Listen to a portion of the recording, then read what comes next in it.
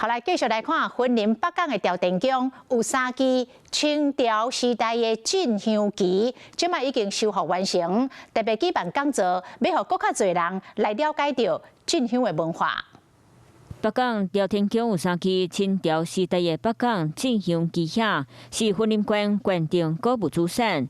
因为矿区需要修复整理，嘛伫咧这一天办理讲座分享。其中有一个是新竹新埔的信徒，可见我们在客家的也是很多信奉妈祖的，而且新埔的妈祖庙是我们这边分灵过去。北港吊天宫保存的文物超过10000外件。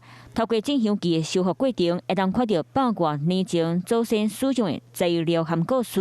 那我们也持续的在盘点、评估修复的需求。那未来我们也希望将这些古物呢，可以在北港糖厂的仓库做一个展示。云林县政府讲，未来向中央争取重要的古物资格，和镇香旗遐将做北港镇香历史的见证。